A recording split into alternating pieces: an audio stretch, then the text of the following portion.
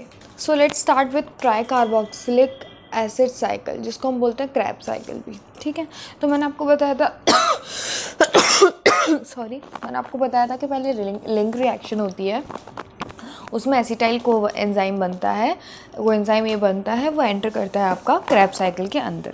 तो बोल रहे हैं the TCA start with the condensation of acetyl group with oxaloacetic acid to and water to yield citric acid. तो देखो, जो आपका एसिटाइल को एंजाइम था वो 2 कार्बन का प्रोडक्ट था। सबसे पहले उससे बनेगा आपका 4 कार्बन का प्रोडक्ट, जिसको हम बोलते हैं ऑक्जेलो एसिटिक एसिड। ठीक है, ऑक्जेलो एसिटिक एसिड बनेगा जो कि 4 कार्बन का प्रोडक्ट होगा। फिर वो क्या करेगा, उससे आपका बनेगा एक कार्बोक्सिलेशन होगा।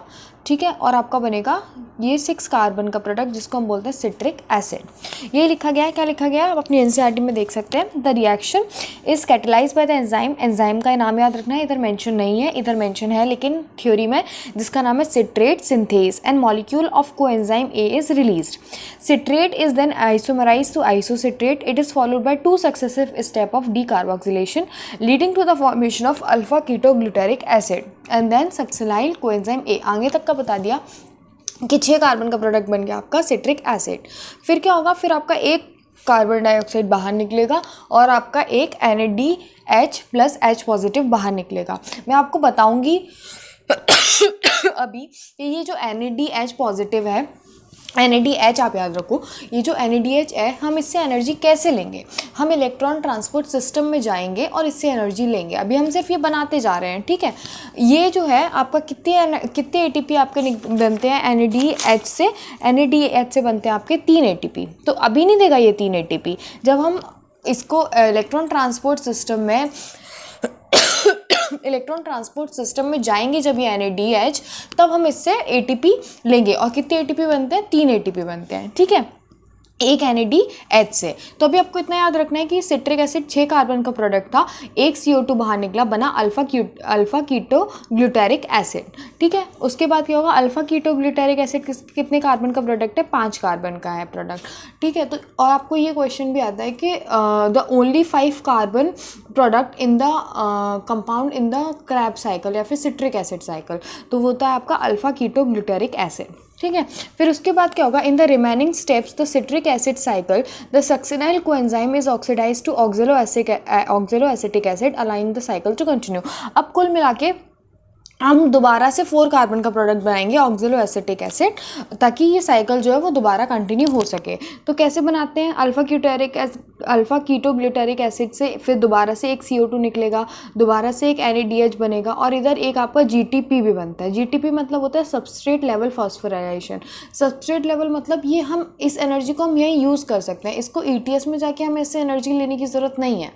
ठीक है, फिर उसके बाद सक्सेनिक एसिड बना which is also 4 carbon product. फिर सक्सेनिक एसिड से मेलिक एसिड बनता है, तब भी आपका एक FeDH2 बनता है। FeDH2 भी कहीं समवॉट सिमिलर टू NADH2 ही होता है। FeDH2 से आपका लेकिन हमें 2 ATP मिलता है। ठीक है, उसके बाद मेलिक एसिड बनेगा which is also 4 carbon product. उससे दोबारा से फिर हम ऑक्जेलो एसिटिक एसिड बनाएंगे और आपकी साइकिल कंटिन्यू हो जाएगी। ठीक है, फिर आपको यहीं पे ये पूरा एक्सप्लेन किया गया है कि कितने NADH बनते हैं, कितने FeDH2 बनते हैं, जो मैंने आपको एक्सप्लेन कर दिया ऑलरेडी साइकिल में। ठीक है, उसके बाद बोल रहे हैं, फिर आपको ये याद रखना है कि पायरुविक एसिड कहाँ बना आपका।